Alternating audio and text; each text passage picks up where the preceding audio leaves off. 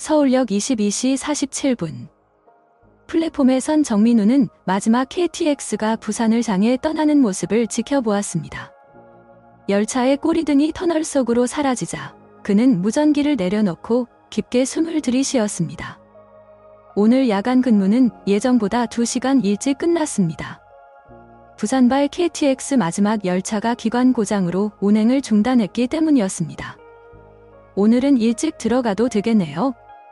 후배 직원이 건넨 말에 민우는 고개를 끄덕였습니다. 결혼 5년 차, 그는 늘 차력에 돌아왔습니다. KTX 운행 관제 업무는 24시간 교대 근무였고 민우는 주로 야간 시간대를 담당했습니다. 서초동 아파트에 도착할 때면 아내 서연은 이미 깊은 잠에 빠져 있곤 했습니다. 오늘처럼 일찍 귀가하는 건 결혼 후 처음이었습니다. 민우는 지하철을 타고 집으로 향했습니다. 지하철 안은 한산했습니다. 퇴근길 직장인 몇 명과 술에 취한 대학생들이 전부였습니다. 창밖으로 어둠 속을 달리는 터널벽이 흘러갔습니다. 민우는 핸드폰을 꺼내 아내에게 문자를 보내려다 멈췄습니다. 깜짝 놀라게 해볼까? 그는 미소를 지었습니다. 서연이 좋아할 것 같았습니다. 아내는 최근 들어 자주 외로움을 호소했습니다. 민우가 늘 사력에 들어오고 주말에도 비상호출을 받아 나가는 날이 많았기 때문이었습니다. 23시 30분, 민우는 서초동 아파트 단지 앞에 도착했습니다. 24층짜리 타워형 아파트는 대부분의 창에 불이 꺼져 있었습니다. 민우는 엘리베이터를 타고 24층으로 올라갔습니다. 복도는 조용했습니다. 이따금 어디선가 텔레비전 소리가 희미하게 들려왔습니다. 2000사례 참호 앞에 섰을 때 민우는 현관문 앞에서 잠시 멈췄습니다. 무언가 이상했습니다. 현관 신발장에 낯선 운동화 한 켤레가 놓여 있었습니다. 검은색 나이키 270 사이즈였습니다. 민우 자신의 신발 사이즈는 280이었습니다. 민우는 천천히 현관문을 열었습니다. 디지털 도어락이 조용히 열리는 소리를 냈습니다. 거실에는 희미한 불빛만 켜져 있었습니다. 공기 중에 낯선 향수 냄새가 떠돌았습니다. 민우가 평소 사용하지 않은 남성용 향수였습니다. 거실 테이블 위에는 와인잔 2개가 놓여 있었습니다. 하나에는 립스틱 자국이 선명했습니다. 서연이 즐겨 쓰는 빨간색이었습니다. 다른 잔은 반쯤 비어 있었습니다. 와인병은 이미 절반 이상 비워진 상태였습니다. 민우는 가슴이 뛰는 소리를 들었습니다. 자신의 심장 소리인지 아니면 다른 무언가인지 구분할 수 없었습니다. 그는 천천히 안쪽으로 걸어갔습니다. 침실 쪽에서 희미한 목소리가 들려왔습니다. 남자의 웃음소리, 그리고 아내의 목소리였습니다. 민우는 주머니에서 작은 카메라를 꺼냈습니다. KTX 관제실에서 사용하는 바디캠이었습니다. 긴급 상황 기록용으로 항상 휴대하고 다니는 장비였습니다. 그는 습관처럼 녹화 버튼을 눌렀습니다. 위기 상황에서는 증거를 먼저 확보해야 한다는 게 그의 직업적 본능이었습니다. 침실 문은 반쯤 열려 있었습니다. 민우는 문틈 사이로 안을 들여다볼 수 있었습니다. 침대 위에 2사람의 그림자가 어른거렸습니다. 서연의 웃음소리가 들렸습니다. 민우는 그 자리에 얼어붙었습니다. 몇 초가 지났는지 몇 분이 지났는지 알 수 없었습니다. 민우는 천천히 뒤로 물러났습니다. 그는 현관으로 돌아왔습니다. 바디캠을 주머니에 넣었습니다. 그리고 조용히 현관문을 닫았습니다. 복도에 선 민우는 심호흡을 했습니다. 손이 떨렸습니다. 머릿속이 하얗게 비었습니다. 그는 10초를 세었습니다. KTX 긴급 상황 매뉴얼에는 항상 이렇게 적혀 있었습니다. 위기 상황에서는 10초간 호흡을 가다듬고 다음 행동을 결정하라. 민우는 다시 초인종을 눌렀습니다. 이번에는 길게 2번 연속으로 눌렀습니다. 평소 자신이 귀가할 때 쓰는 신호였습니다. 안에서 당황한 기척이 들렸습니다. 달소리, 속삭이는 목소리, 무언가 서둘러 움직이는 소리들이었습니다. 민우는 표정을 지웠습니다. 그리고 기다렸습니다. 1분 후 현관문이 열렸습니다. 서연이 나타났습니다. 그녀는 급히 벌친 가운을 입고 있었습니다. 얼굴은 붉게 상기되어 있었고 머리카락은 흐트러져 있었습니다. 어떻게 벌써? 서연의 목소리는 떨렸습니다. 민우는 아무 말 없이 그녀를 지나쳐 안으로 들어갔습니다. 거실 테이블 위에 와인잔이 그대로 있었습니다. 침실 쪽에서 남자가 나왔습니다.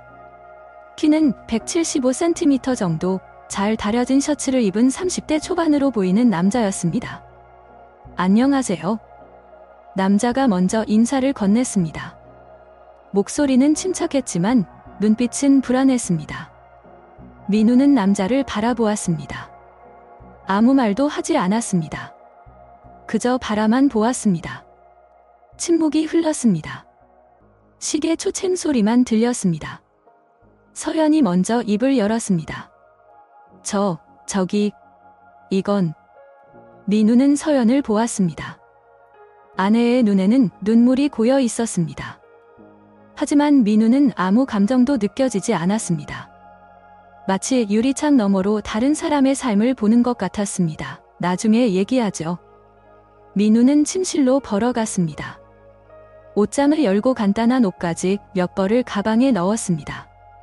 세면 도구를 챙겼습니다. 노트북을 챙겼습니다. 모든 동작이 기계적이었습니다. 마치 출장을 준비하는 것처럼 차분했습니다. 민우야, 잠깐만. 얘기 좀 해. 서연이 침실 문 앞에서 말했습니다. 민우는 가방 지퍼를 잠그며 고개를 들었습니다. 내일 얘기합시다. 오늘은 좀 피곤하네요. 그는 가방을 들고 현관으로 향했습니다. 남자는 이미 신발을 신고 나갈 준비를 하고 있었습니다. 민우는 현관문을 열고 복도로 나섰습니다. 뒤에서 서연의 흐느끼는 소리가 들렸습니다. 엘리베이터 안에서 민우는 자신의 얼굴을 거울에 비춰보았습니다. 표정은 평온했습니다. 눈은 건조했습니다. 그는 자신이 울지 않는다는 사실을 확인했습니다. 택시를 타고 명동의 비즈니스 호텔로 향했습니다. 체크인을 마치고 방에 들어섰을 때 비로소 민우는 침대에 앉았습니다. 가방을 내려놓았습니다. 그리고 창밖을 바라보았습니다. 서울의 야경이 펼쳐졌습니다. 수많은 불빛들이 반짝였습니다. 어디선가 열차가 지나가는 소리가 희미하게 들렸습니다. 민우는 노트북을 꺼냈습니다. 바디캠에서 영상 파일을 복사했습니다. 파일명은 기십XX 11.27 언더라인 사인 2330 인시던트였습니다. 그는 파일을 클라우드에 백업했습니다. 화면을 끈 채로 민우는 오랫동안 어둠 속에 앉아 있었습니다. 새벽 2시, 민우의 핸드폰이 울렸습니다. 서연이었습니다. 그는 전화를 받지 않았습니다. 다시 울렸습니다. 또 받지 않았습니다. 세 번째 전화가 울렸을 때 민우는 핸드폰을 무음으로 전환했습니다. 그는 침대에 누웠습니다. 천장을 바라보았습니다. 눈을 감았습니다. 기차는 정해진 선로 위를 달립니다. 이탈하면 사고가 납니다. 민우는 평생 그 선로를 관리하며 살아왔습니다. 하지만 오늘 그는 자신의 삶이라는 열차가 어느 순간 이미 탈선에 있었다는 것을 깨달았습니다. 그리고 그 탈선은 아마도 오래전부터 시작되었을 것이라는 생각이 들었습니다. 아침 7시, 민우는 호텔 침대에서 눈을 떴습니다. 커튼 사이로 새어 들어온 햇살이 낯설었습니다. 그는 천천히 몸을 일으켜 사년대로 갔습니다. 거울 속 자신의 얼굴은 평소와 다르지 않았습니다. 부은 눈도 핏발선 눈동자도 없었습니다. 그저 조금 피곤해 보일 뿐이었습니다. 민우는 찬물로 세수를 했습니다. 물이 차갑게 얼굴을 적셨습니다. 정신이 또렷해졌습니다. 핸드폰에는 서연의 부재중 전화가 17통, 문자 메시지가 23개 쌓여 있었습니다. 민우는 화면을 쓸어내리며 하나씩 읽었습니다. 민우야, 미안해. 얘기 좀 하자. 제발 전화 좀 받아줘. 오해야. 정말 아무 일도 없었어. 그 사람은 그냥 회사 동료일 뿐이야. 민우는 문자를 끝까지 읽었습니다. 그리고 핸드폰을 내려놓았습니다. 아무런 답장도 보내지 않았습니다. 8시 30분, 민우는 회사로 출근했습니다. 서울역 KTX 관제센터는 평소와 같았습니다. 동료들이 인사를 건넸고 민우는 평소처럼 답했습니다. 아무도 그의 변화를 눈치채지 못했습니다. 민우는 자신의 자리에 앉아 모니터를 켰습니다. 열차 운행 스케줄이 화면에 떠올랐습니다. KTX 302편이 부산에서 출발했고 405편이 대전을 통과했습니다. 모든 것이 정상이었습니다. 점심시간, 민우는 후배 직원 준호와 구내식당에서 마주쳤습니다. 형, 어제 일찍 퇴근하셨다며요? 집에 잘 들어가셨어요? 준호가 물었습니다. 민우는 고개를 끄덕였습니다. 잘 들어갔어. 형수님 좋아하셨겠다. 형이 그렇게 일찍 들어간 거 처음이잖아요. 민우는 미소를 지었습니다. 그래, 놀라긴 했지? 그는 거짓말을 하지 않았습니다. 서연은 정말로 놀랐으니까요. 오후 3시, 민우는 자리를 비워 화장실로 갔습니다. 개인 칸에 들어가 핸드폰을 꺼냈습니다. 그리고 어젯밤 찍은 영상을 다시 재생했습니다. 화면 속에는 거실의 와인잔, 침실로 이어지는 복도, 그리고 반쯤 열린 문 너머의 그림자가 담겨 있었습니다. 음성은 뚜렷하지 않았지만 남자의 웃음소리와 서연의 목소리는 구분할 수 있었습니다. 민우는 영상을 끄고 다른 앱을 열었습니다. 집의 디지털 도어락 관리 앱이었습니다. 도어락 로그에는 모든 출입 기록이 남았습니다. 민우는 어젯밤 시간대를 확인했습니다. 21시 17분, 서연이 현관문을 열었습니다. 21시 23분, 다시 문이 열렸습니다. 외부에서 누군가 들어온 것이었습니다. 비밀번호는 게스트 코드였습니다. 서연이 일시적으로 설정해둔 코드였습니다. 민우는 더 과거 기록을 확인했습니다. 11월 20일, 같은 게스트 코드로 21시 30분에 출입 기록이 있었습니다. 11월 13일, 21시 15분. 11월 6일, 21시 40분. 패턴이 보였습니다. 모두 민우가 야간 근무를 서는 수요일이었습니다. 민우는 화장실 칸에서 나와 세면대에서 손을 씻었습니다. 거울 속 자신의 얼굴은 여전히 평온했습니다. 그는 다시 자리로 돌아갔습니다. 그리고 업무를 계속했습니다. 열차는 정해진 시간에 도착했고 정해진 시간에 출발했습니다. 민우는 그 모든 것을 모니터링했습니다. 아무런 실수도 없었습니다. 퇴근 후, 민우는 서초동 아파트 근처 카페로 향했습니다. 아파트가 보이는 2층 창가 자리에 앉았습니다. 아메리카노를 주문하고 노트북을 펼쳤습니다. 그는 SNS를 검색했습니다. 서연의 인스타그램을 열었습니다. 최근 게시물에는 육아 수업 사진, 카페 음료 사진, 친구들과의 모임 사진이 올라와 있었습니다. 민우는 댓글 목록을 확인했습니다. 그중 한 계정이 눈에 띄었습니다. 켄지 후어피셜. 프로필 사진은 정장을 입은 남자였습니다. 어젯밤 침실에서 나온 그 남자였습니다. 민우는 단지호의 계정을 클릭했습니다. 프로필에는 타이탄 서울 VIP 세일즈 디렉터라고 적혀 있었습니다. 게시물에는 고급 레스토랑, 골프장, 제 차 사진이 가득했습니다. 팔로워는 3,200명이었습니다. 민우는 팔로워 목록을 확인했습니다. 대부분 30대 여성들이었습니다. 그는 몇몇 계정을 클릭해 들어갔습니다. 강지호는 그들의 게시물에 자주 댓글을 남겼습니다. 오늘도 아름다우시네요. 건강관리 최고십니다. 언제 한번 식사 어떠세요? 민우는 노트북 화면을 내렸습니다. 창밖을 바라보았습니다. 아파트 24층 2403호에 불이 켜져 있었습니다. 서연이 집에 있다는 뜻이었습니다. 민우는 커피를 한 모금 마셨습니다. 쓴맛이 입안에 퍼졌습니다. 그는 다시 노트북을 열었습니다. 이번에는 포털 사이트 검색창에 타이탄 서울을 입력했습니다. 검색 결과에는 헬스클럽 광고와 회원 후기가 나왔습니다. 최고급 시설의 프리미엄 헬스클럽, VIP 전담 트레이너 시스템. 민우는 후기 게시판을 클릭했습니다. 대부분 긍정적인 리뷰였지만 몇 개의 부정적인 글도 보였습니다. 환불 요청했는데 연락이 안 됨, PT 계약 후 트레이너가 사라짐, 과도한 영업에 속았습니다. 민우는 그중 하나를 클릭했습니다. 게시글 작성자는 40대 여성이었습니다. 간지호라는 세일즈 디렉터에게 속았습니다. 프리미엄 피키 3개월 계약에 300만 원을 결제했는데 일주일 후부터 연락이 끊겼습니다.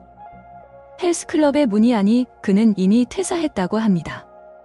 환불을 요청했지만 계약서에 환불 불가 조항이 있다며 거부당했습니다. 경찰에 신고했지만 민사 문제라며 도와주지 않습니다. 댓글에는 비슷한 피해를 당한 사람들의 글이 달려 있었습니다. 저도 당했어요. 200만 원 날렸습니다. 그 사람 사기꾼입니다. 여러 헬스클럽을 옮겨다니며 같은 수법을 씁니다. 민우는 게시글을 스크린샷으로 저장했습니다. 그리고 작성자에게 쪽지를 보냈습니다. 간지호에 대한 정보를 더 알고 싶습니다. 혹시 연락 가능하신가요? 몇 분 후 답장이 왔습니다. 누구세요? 혹시 피해자이신가요? 민우는 답장을 보냈습니다. 네, 비슷한 상황입니다. 직접 만나서 얘기할 수 있을까요? 다음 날 오후, 민우는 강남역 근처 카페에서 그 여성을 만났습니다. 이름은 김수진, 42세, 강남에서 의류 매장을 운영하는 사업가였습니다. 수진은 민우에게 A4 용지 몇 장을 건넸습니다. 제가 모은 자료입니다. 강지호는 최근 3년간 5개 헬스클럽을 옮겨 다녔어요. 4번 같은 패턴입니다. VIP 회원을 타겟으로 고액 PT를 판매하고 돈을 받은 후 사라집니다. 피해자는 제가 아는 것만 해도 7명입니다. 민우는 자료를 읽었습니다. 피해자 명단, 계약서 사본, 송금 내역이 정리되어 있었습니다. 총 피해 금액은 2,300만 원이었습니다. 경찰은 왜 안 도와주나요? 민우가 물었습니다. 계약서가 있으니 민사 문제래요. 사기죄로 입건하려면 명확한 기망행위 증거가 필요한데 강지호는 항상 법적으로 빠져나갈 구멍을 만들어 놓습니다. 계약서에 환불 불가 조항을 넣고 트레이너 변경 가능 조항도 넣어놔요. 그래서 회사는 다른 트레이너를 배정해주면 된다고 주장하고 강지호 개인은 회사 시스템을 따랐을 뿐이라고 발뺌합니다. 민우는 고개를 끄덕였습니다. 제 아내도 피해자입니다. 수진은 놀란 표정을 지었습니다. 정말요? 얼마나 당하셨어요? 아직 정확히 모릅니다. 하지만 곧 알아낼 겁니다. 민우는 수진에게 명함을 건넸습니다. 제가 도울 수 있을 것 같습니다. 저는 위기 관리가 전문입니다. KTX 사고 대응 매뉴얼을 만드는 사람이거든요. 사람도 시스템처럼 움직입니다. 패턴이 있고 약점이 있습니다. 그날 밤, 민우는 호텔방에서 노트북을 켰습니다. 엑셀 파일을 새로 만들었습니다. 파일명은 프로젝트 리커버리였습니다. 첫 번째 시트에는 강지호의 정보가 정리되었습니다. 이름, 나이, 직업, 주소, 차량 번호, SNS 계정, 과거 직장 목록. 두 번째 시트에는 피해자 명단이 작성되었습니다. 김수진 외 6명의 이름, 연락처, 피해 금액, 계약 일자. 세 번째 시트에는 타임라인이 그려졌습니다. 강지호가 각 헬스클럽에서 일한 기간, 퇴사 시점, 다음 직장 이동 시점. 민우는 패턴을 분석했습니다. 강지호는 평균 6개월마다 직장을 옮겼습니다. 매번 고액 계약을 몇 건 성사시킨 후 문제가 불거지기 전에 퇴사했습니다. 현재 타이탄 서울에 입사한 지 4개월째였습니다. 앞으로 2개월 안에 또 사라질 것이라는 계산이 나왔습니다. 민우는 네 번째 시트를 만들었습니다. 제목은 덱션 플랜이었습니다. 1단계 서연의 계좌 내역 확보. 2단계 추가 피해자 수집 및 연대. 3단계 강지호의 대정상태 파악. 4단계 법적 증거 수집. 5단계 언론 및 법적 대응 동시 진행. 민우는 계획을 더장했습니다. 그리고 침대에 누웠습니다. 천장을 바라보았습니다. 며칠 전까지만 해도 그는 평범한 남편이었습니다. 아내를 사랑했고 가정을 지키려 노력했습니다. 하지만 지금 그는 다른 사람이 되어 있었습니다.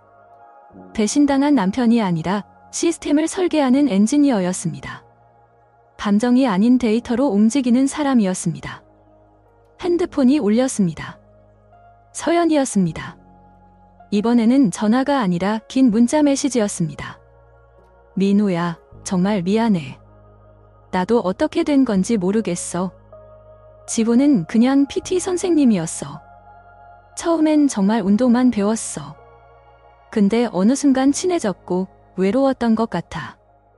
너는 항상 박도고 나는 항상 혼자였어. 변명이 아니야. 내가 잘못했어. 제발 한 번만 얘기하자. 집으로 돌아와줘. 민우는 문자를 읽었습니다. 그리고 답장을 보냈습니다. 토요일 오후 2시 집에서 만나자. 얘기하자. 서연의 답장은 즉시 왔습니다. 고마워. 꼭 올게. 사랑해. 민우는 더 이상 답장하지 않았습니다. 그는 노트북을 다시 열었습니다. 1단계를 시행할 시간이었습니다. 서연과의 만남은 얘기를 나누기 위한 게 아니었습니다.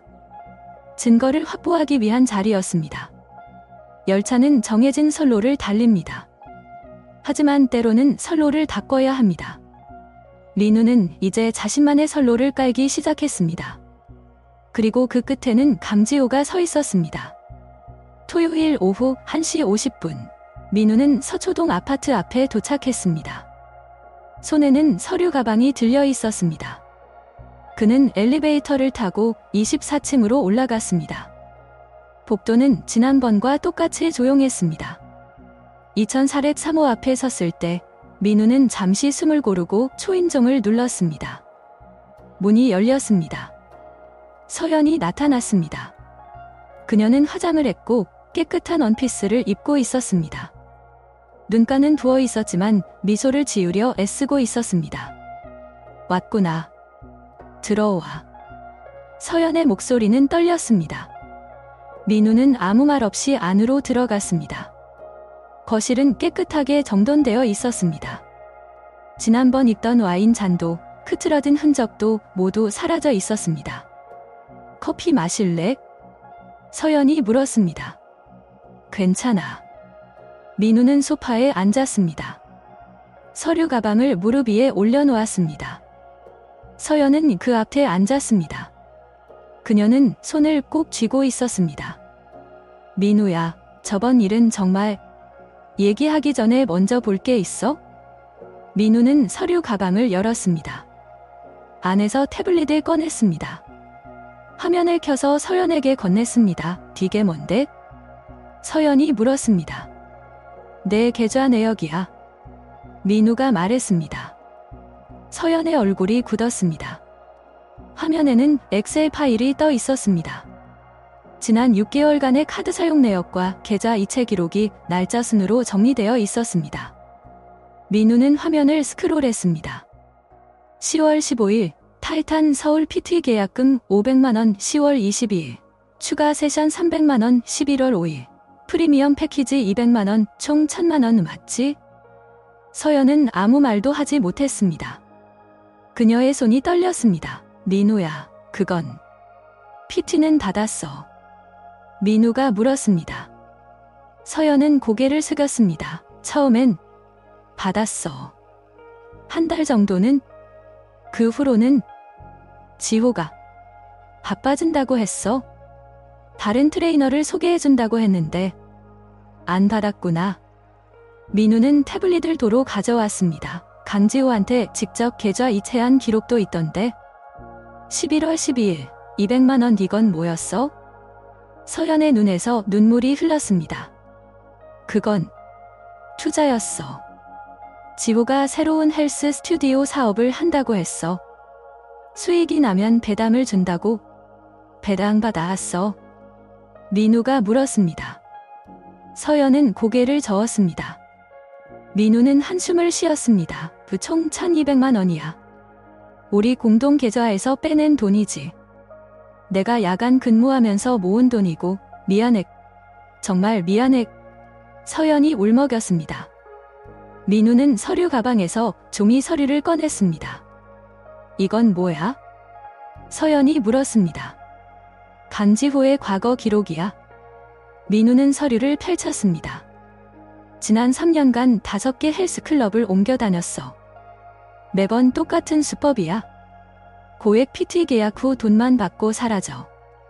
내가 타원이 아니야. 산재까지 확인된 피해자만 12명이야. 서연은 서류를 읽었습니다. 그녀의 얼굴이 창백해졌습니다. 이게 진짜야? 전부 증거가 있어? 계약서, 송금 내역, 피해자 진술서. 너도 그중 한 명이야. 민우는 다른 서류를 꺼냈습니다. 그리고 이건 간지호가 다른 여자들한테 보낸 메시지야. SNS 메시지 복구한 거야. 서연은 서류를 보며 입을 막았습니다. 화면에는 간지호가 여러 여성에게 보낸 거의 동일한 메시지들이 나열되어 있었습니다. 당신은 정말 특별해요. 이렇게 매력적인 분은 처음이에요. 우리 둘만의 시간을 가져요. 저 사람이 나한테만. 서연의 목소리가 끊겼습니다. 민우는 고개를 저었습니다. 너한테만이 아니야? 전부 복사 붙여넣기야. 같은 말을 12명한테 보냈어. 넌 그냥 목록 중 하나였어.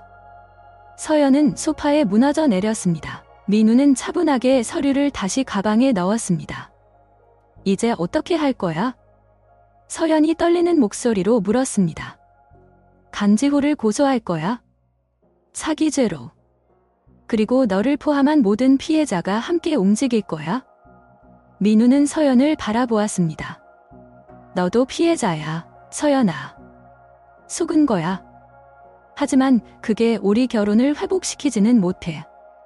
서연은 울음을 터뜨렸습니다. 민우야, 미안해. 정말 미안해.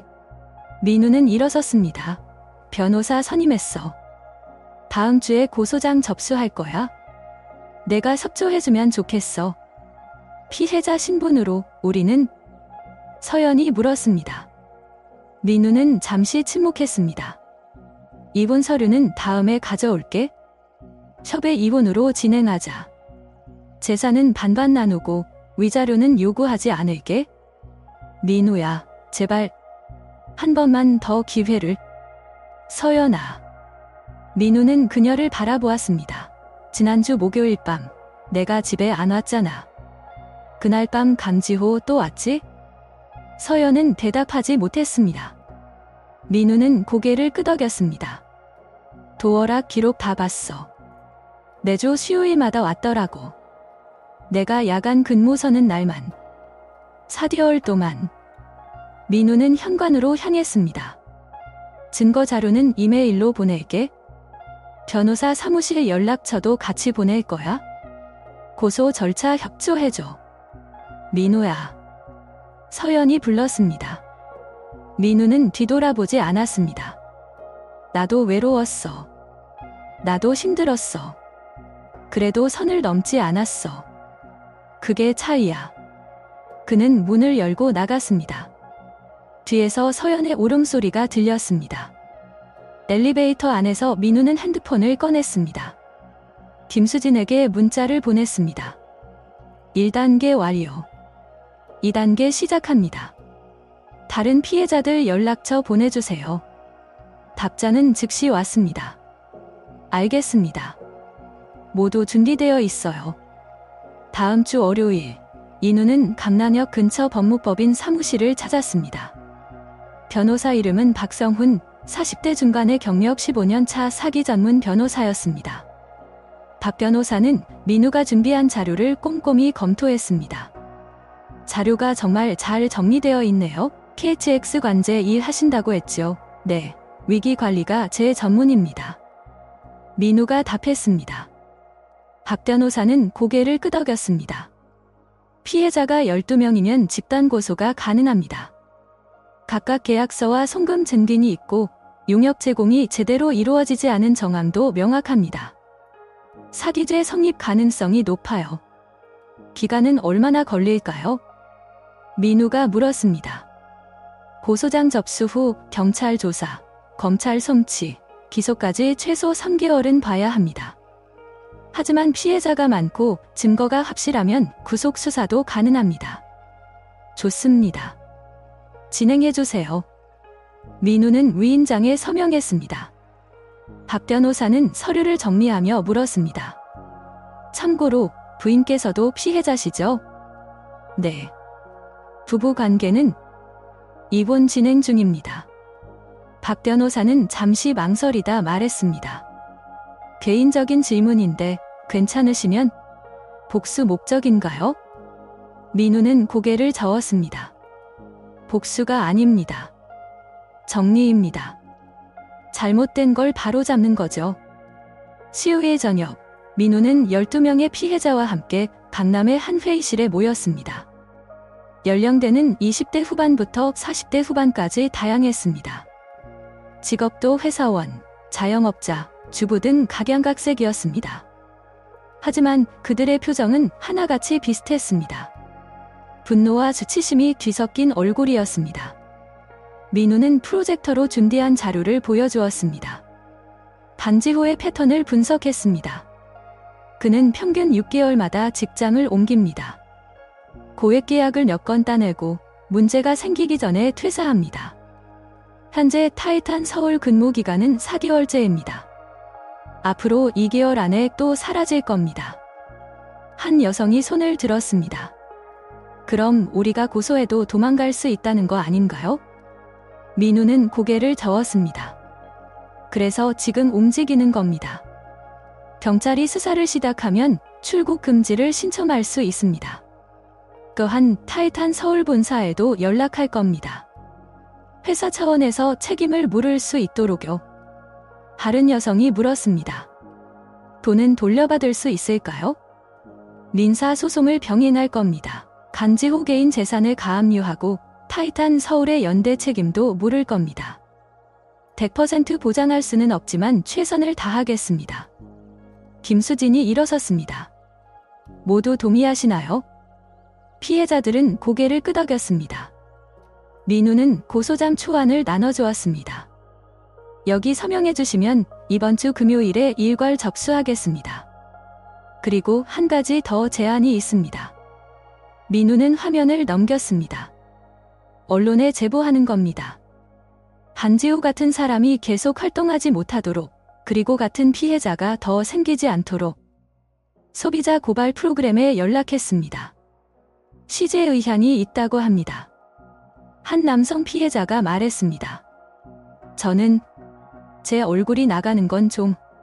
민우는 고개를 끄덕였습니다. 모자이크 처리 가능합니다. 원하시는 분만 참여하시면 됩니다. 결국 12명 중 7명이 취재에 동의했습니다. 민우는 방송국 PD에게 연락했습니다. 다음 주 화요일 촬영 가능하십니까? 네, 준비하겠습니다. 금요일 오후 2시, 민우와 피해자들은 서울 서초경찰서에 도착했습니다. 박 변호사가 함께했습니다. 경제팀 형사가 그들을 맞았습니다. 피해자가 12명이라고요? 네, 총 피해 금액은 1억 3천만 원입니다. 박 변호사가 서류를 건넸습니다. 형사는 서류를 넘기며 서를 찾습니다. 요즘 이런 수법 많습니다. 픽지, 투자, 창업 다 비슷해요. 그래서 더 빨리 잡아야죠. 민우가 말했습니다. 고소장 접수가 완료되었습니다. 형사는 말했습니다. 일단 강지호를 소환 조사하겠습니다. 출석하지 않으면 체포영장 청구할 겁니다. 감사합니다. 민우는 고개를 숙였습니다. 경찰서를 나서며 김수진이 말했습니다. 이제 시작이네요. 네, 이제 시작입니다. 민우는 하늘을 올려다보았습니다. 11월의 하늘은 맑고 차가웠습니다. 그날 저녁, 민우는 호텔방에서 노트북을 켰습니다. 이메일 한 통이 와 있었습니다. 발신자는 타이탄 서울 인사팀이었습니다. 민우는 월요일에 본사에 내부 고발 이메일을 보냈었습니다. 간지호의 불법 영업행위와 피해자 명단을 첨부해서. 이메일 내용은 간단했습니다. 귀하에 제보 확인했습니다. 해당 직원에 대한 내부 조사를 즉시 시작하겠습니다. 협조에 감사드립니다. 민우는 미소를 지었습니다. 그리고 다음 파일을 열었습니다. 프로젝트 리커버리 페이지 3분. 3단계는 간지호와의 직접 대면이었습니다. 하지만 아직 때가 아니었습니다. 경찰 조사가 시작되고 언론 보도가 나간 후에 간지호가 도망갈 곳이 없어졌을 때 그때 민우는 그를 만날 것이었습니다. 마지막 확인을 위해서 핸드폰이 울렸습니다. 서연이었습니다. 민우는 전화를 받았습니다. 여보세요. 민우야. 변호사한테 연락 왔어. 고소한 거 진짜야? 응. 나도. 같이 고소당한 거야? 아니, 넌 피해자 명단에 있어? 원하면 합류할 수 있어? 서연은 한동안 침묵했습니다. 나? 어떻게 해야 해? 내가 결정해.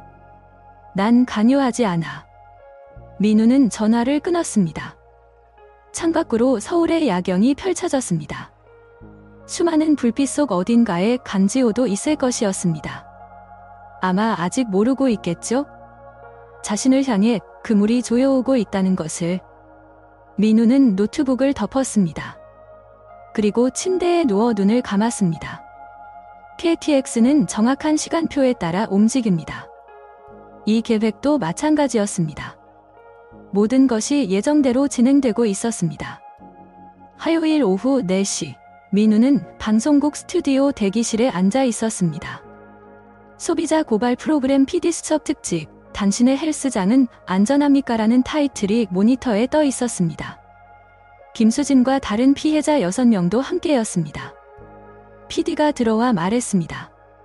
촬영 시작하겠습니다. 긴장 푸세요. 편하게 말씀하시면 됩니다. 카메라가 돌아갔습니다. 김수진이 먼저 증언했습니다. 강지호는 처음엔 정말 친절했어요. 제 건강 상태를 세심하게 체크하고 맞춤 운동 프로그램을 만들어준다고 했죠. 300만 원짜리 프리미엄 PT를 계약했는데 일주일 후부터 연락이 안 됐어요. 헬스장에 가니까 이미 퇴사했다고 하더라고요. 다른 피해자가 이어 말했습니다.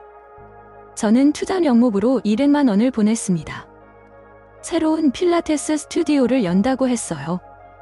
수익금의 20%를 배당해준다고 했는데 연락이 끊겼습니다. 민우는 자료 화면을 보여주었습니다. 강지호의 과거 직장 목록, SNS 메시지 기록, 피해자 명단이 화면에 떴습니다. 희기가 물었습니다. 이 자료는 어떻게 확보하셨나요? 디지털 포렌식 전문가에게 의뢰했습니다. 삭제된 메시지 복구, 계좌 추적, SNS 활동 분석을 진행했습니다. 전문적인 사기꾼은 흔적을 남기지 않으려 하지만 디지털 세상에서는 모든 것이 기록됩니다. 민우의 목소리는 차분했습니다. 촬영이 끝나고 민우는 스튜디오를 나섰습니다. 복도에서 핸드폰이 울렸습니다. 박 변호사였습니다. 정 선생님, 강지호가 경찰 소환에 불응했습니다. 체포영장 청구했어요. 예상했습니다. 민우가 답했습니다. 타이탄 서울에서도 연락 왔습니다. 강지호를 징계해고 처리했다고 합니다.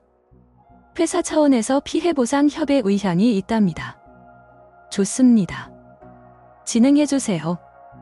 목요일 아침, 강지호는 압구정동 오피스텔에서 잠에서 깼습니다. 핸드폰에는 부재중 전화가 27통 쌓여 있었습니다. 경찰, 회사, 거래처, 지인들. 그는 화면을 쓸어내렸습니다. 문자 메시지를 확인했습니다. 타이탄 서울 인사팀에서 온 메시지가 눈에 들어왔습니다. 비하는 2024년 11월 28일자로 징계해고 처리되었습니다. 부정 영업행위 및 회사명예 훼손이 사유입니다. 강지호는 핸드폰을 집어던졌습니다. 벽에 부딪힌 핸드폰이 바닥에 떨어졌습니다. 그는 머리를 감싸 쥐었습니다. 망했어. 완전히 망했어. 그는 노트북을 열었습니다. 포털 사이트 메인 화면에 자신의 이름이 떠 있었습니다. 헬스장 사기 피해자 12명 집단 고소. 총 피해액 1억 3천만 원. 기사 아래 댓글이 수백 개 달려 있었습니다.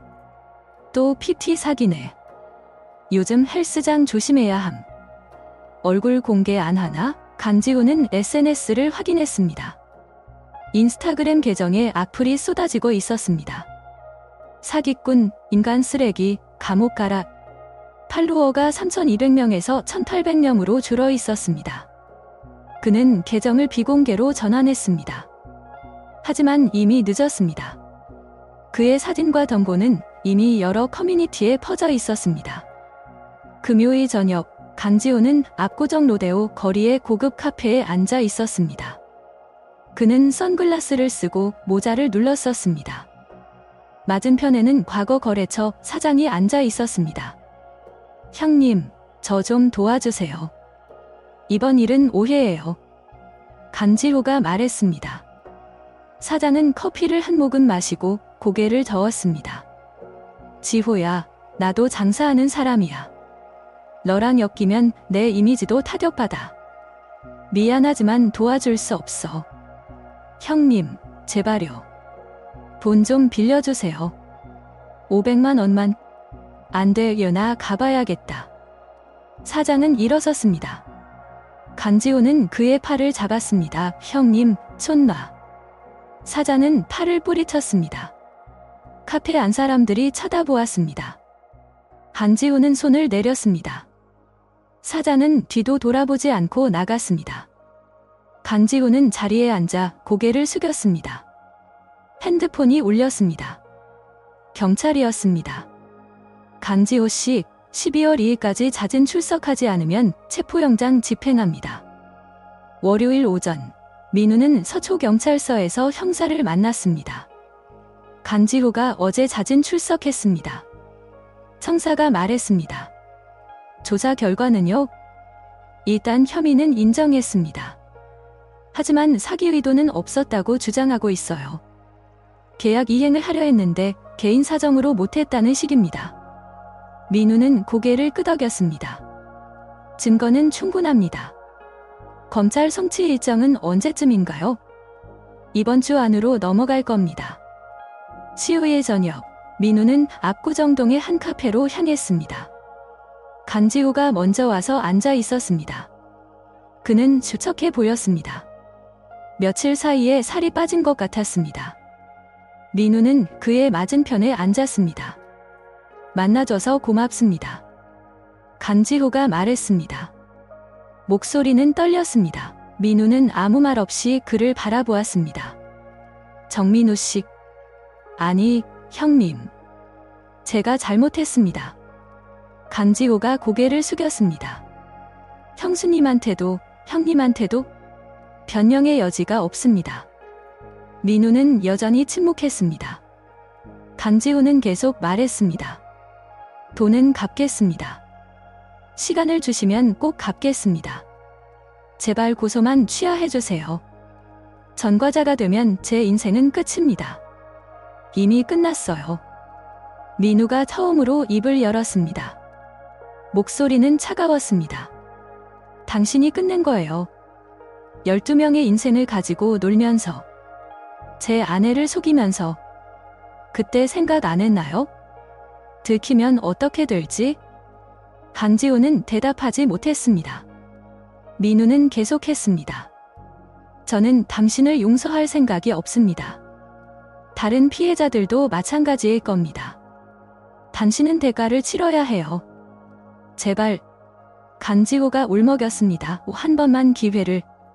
기회는 당신이 처음 거짓말했을 때 끝났어요. 민우는 서류 봉투를 꺼내 테이블 위에 놓았습니다. 여기 합의서가 있습니다. 피해자 12명에게 전액 변제. 총 1억 3천만 원 3개월 안에 갚으면 고소는 취하하겠습니다. 강지호는 서류를 열었습니다. 얼굴이 창백해졌습니다.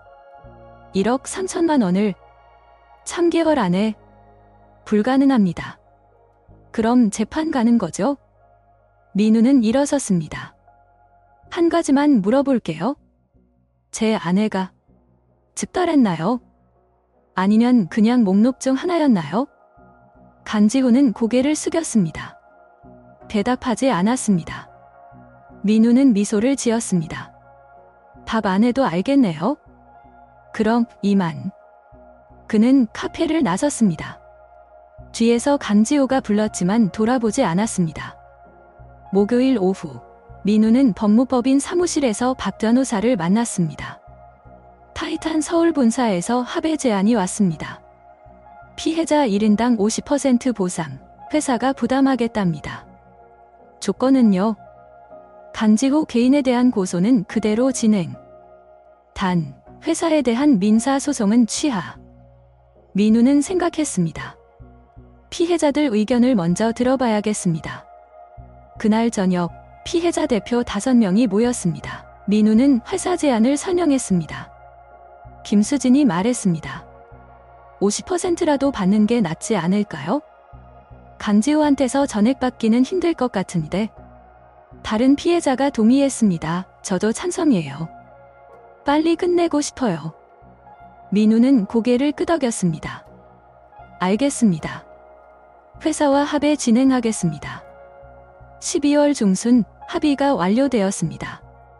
타이탄 서울은 총 6,500만 원을 피해자들에게 지급했습니다. 강지호에 대한 형사고소는 검찰로 넘어갔습니다. 검찰은 구속영장을 청구했고 법원은 이를 기각했습니다. 도주 우려가 없다는 이유였습니다. 강지호는 재판을 기다리며 자택에서 대기하게 되었습니다. 어느 토요일 오후, 민우는 서연을 다시 만났습니다. 변호사 사무실에서였습니다. 이혼 협의서 최종 서명을 위해서였습니다. 서연은 눈이 퉁퉁 부어 있었습니다.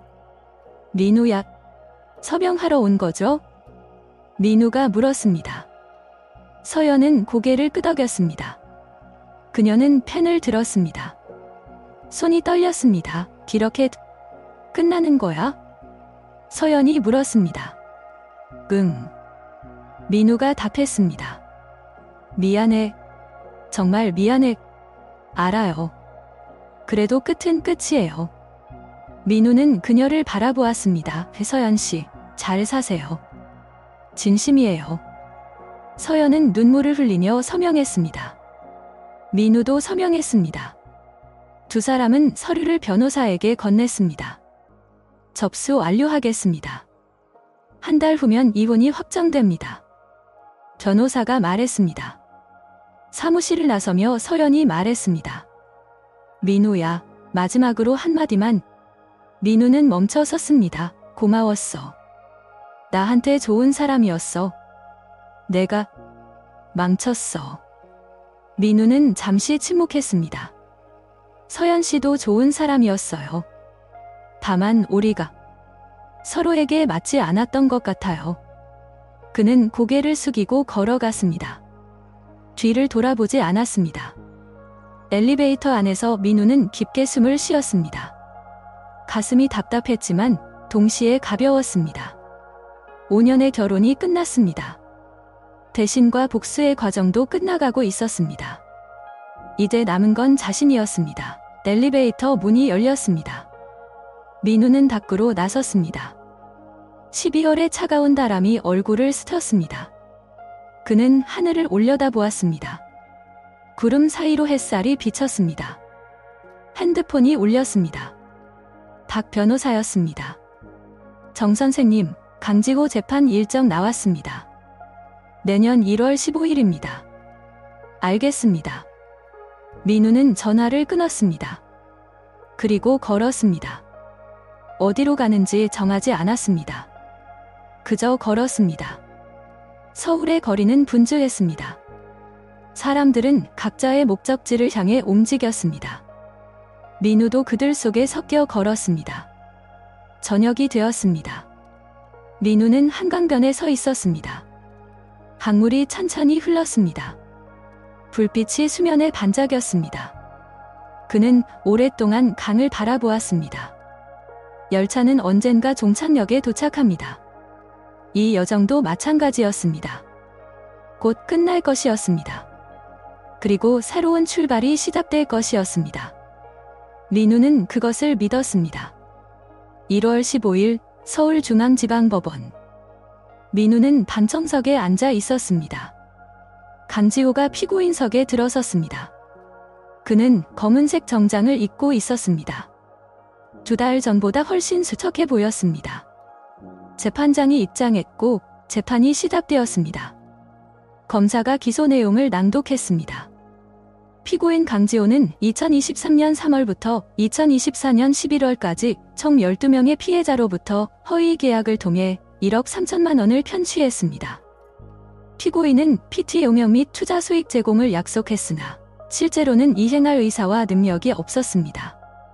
강지호의 변호인이 반박했습니다. 피고인은 당시 용역 제공 의사가 있었으나 개인적 사정으로 이행하지 못했을 뿐입니다. 사기 의도는 없었습니다. 재판은 2시간 동안 진행되었습니다. 피해자 진술, 증거 제출, 변론이 이어졌습니다. 민우는 조용히 지켜보았습니다. 감정의 동요는 없었습니다. 그저 하나의 절차가 진행되는 것을 확인할 뿐이었습니다. 재판장이 말했습니다. 다음 공판은 2월 20일입니다. 추가 증인 신청 있으시면 제출하시기 바랍니다. 법정을 나서며 민우는 복도에서 강지호와 마주쳤습니다. 강지호는 고개를 숙였습니다. 민우는 그냥 지나쳤습니다. 뒤에서 강지호의 변호사가 불렀습니다. 정민우 씨, 잠깐만요. 민우는 멈춰 섰습니다. 합의 의향 없으신가요? 피고인이 최대한 변제하겠다고 합니다. 민우는 고개를 저었습니다. 재판 끝까지 지켜보겠습니다. 그는 다시 걸었습니다. 2월의 어느 토요일, 민우는 용산의 작은 오피스텔로 이사했습니다. 20평 원룸이었습니다. 창문으로 남산타워가 보였습니다. 그는 간단한 가구만 들였습니다. 침대, 책상, 책장, 소파. 미니멀한 공간이었습니다. 박스를 정리하며 민우는 옛날 사진 몇 장을 발견했습니다. 서연과의 결혼식 사진, 신혼여행 사진, 첫 집들이 사진. 그는 사진을 한참 바라보았습니다. 그리고 앨범에 넣어 책장 깊숙이 보관했습니다. 버리지는 않았습니다. 다만 더 이상 꺼내보지 않을 뿐이었습니다. 침대를 조립하며 민우는 작은 메모지를 하나 썼습니다. 집은 피곤함을 내려놓는 곳, 거짓이 없는 곳. 그는 메모지를 침대 프레임 안쪽에 붙였습니다. 보이지 않는 곳이었습니다. 하지만 그곳에 있다는 것만으로 충분했습니다. 3월, 민우는 KTX 관제센터에서 새로운 프로젝트를 시작했습니다. 야간 근무 스케줄 개선안이었습니다. 기존에는 일주일에 3번씩 야간 근무를 했지만 새로운 안은 2번으로 줄이고 대신 인력을 추원하는 방식이었습니다. 민우는 본부에 보고서를 제출했습니다. 가정과 일의 균형이 직원들의 업무 효율성을 높입니다. 장기적으로 이직률도 낮출 수 있습니다.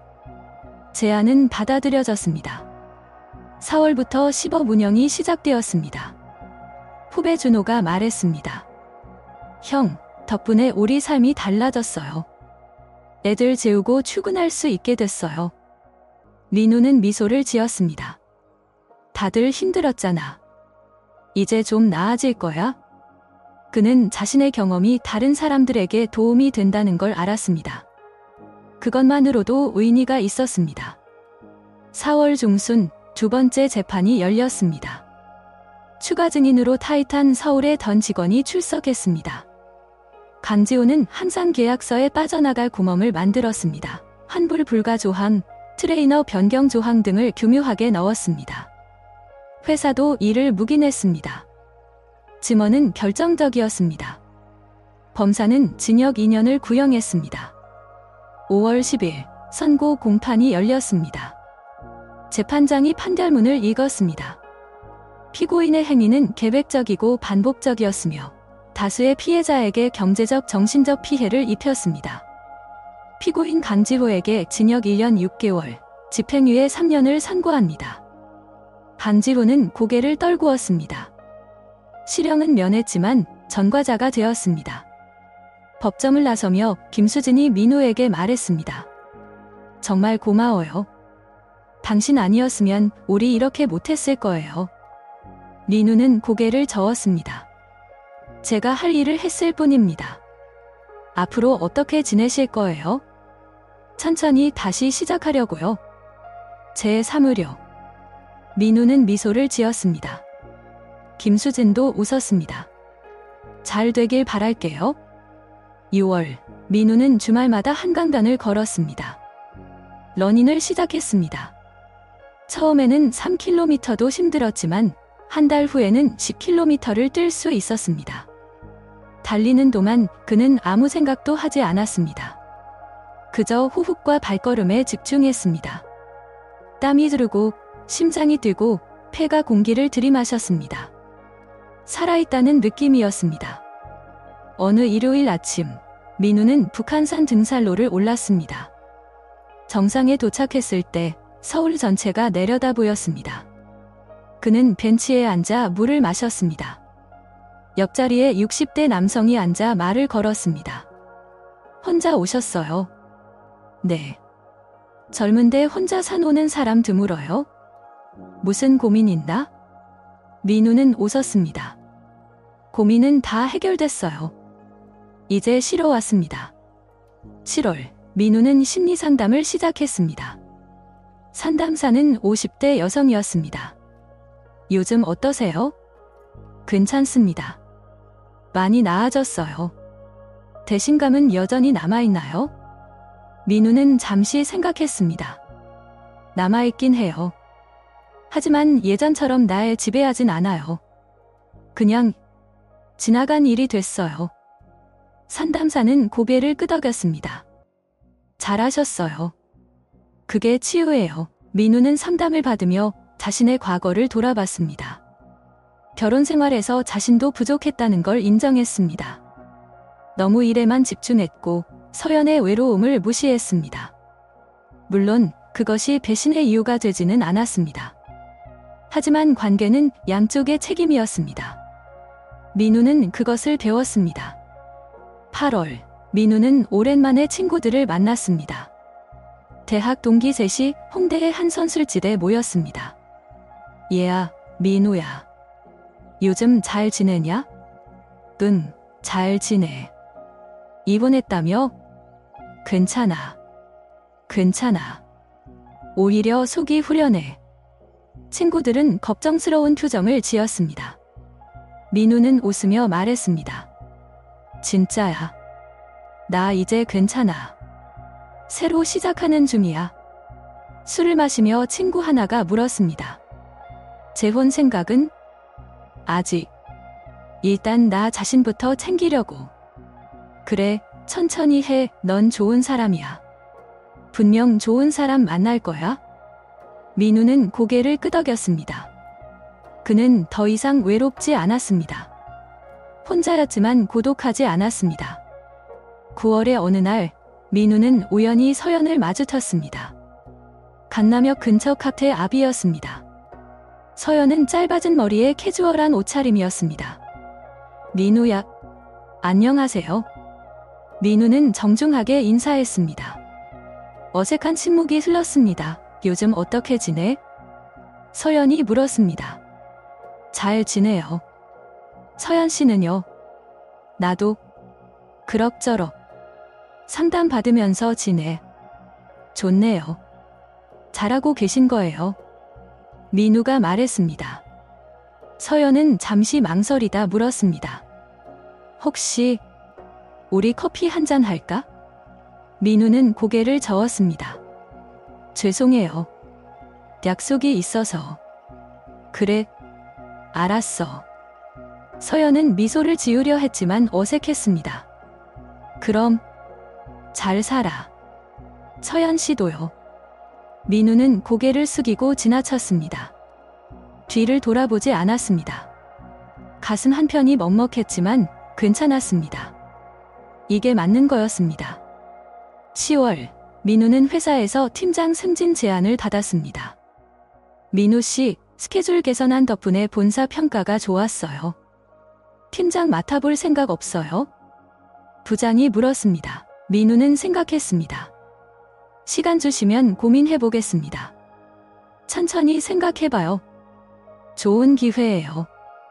그날 밤, 민우는 용산집 창가에 앉아 남산을 바라보았습니다. 불빛이 산을 수놓고 있었습니다. 그는 따뜻한 차를 마시며 생각했습니다. 승진을 받을까? 새로운 책임을 질 준비가 됐을까? 그는 자신에게 물었습니다. 답은 천천히 나올 것이었습니다.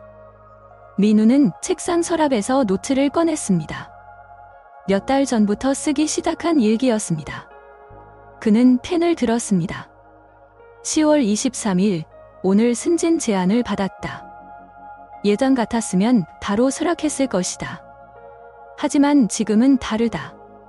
내가 진짜 원하는 게 뭔지 먼저 물어야 한다. 1. 성공. 아니면 평화. 아직 모르겠다. 하지만 천천히 찾아갈 것이다. 11월, 민우는 서울역 플랫폼에 섰습니다. KTX가 도착했습니다. 사람들이 내렸고 사람들이 탔습니다.